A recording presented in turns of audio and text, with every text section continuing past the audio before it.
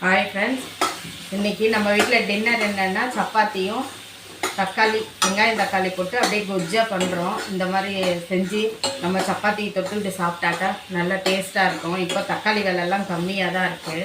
அதனால் நீங்கள் இந்த மாதிரி தக்காளி கொஜ்ஜு செஞ்சு பாருங்கள், சூப்பராக இருக்கும் சப்பாத்திக்கு.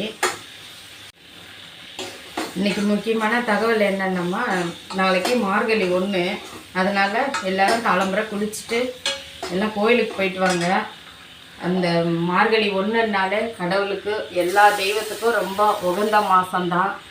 அதனால் காலம்புரை எழுந்திரிச்சி குளிச்சுட்டு கோயிலுக்கு போயிட்டு வாங்க. வீட்டில் 2 வேளையும் விளக்கு வைங்க, காலையிலையும் சாயந்தரமும். ரொம்ப நல்லது.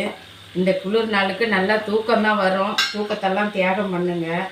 ஏன்னா நம்ம கடவுளை வருஷத்தில் அந்த ஒரு மாதம்தான், இந்த மார்கழி மாதத்தில் நம்ம சாமியை நல்லா வேண்ட முடியும். அம்பாள் நம்மளுக்கு வீடு தேடி நம்மளுக்கு வீட்டுக்கு வருவாங்க.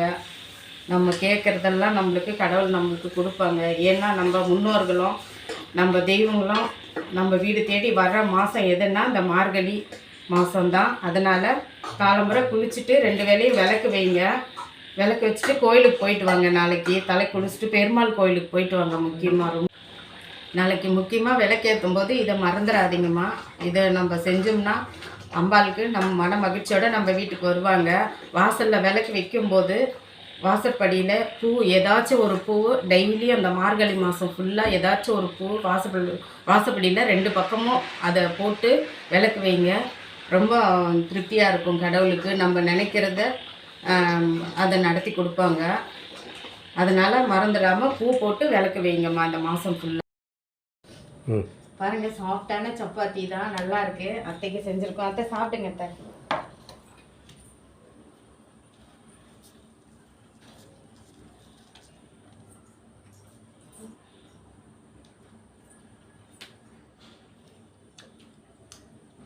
சூப்பரா இருக்குதுமா.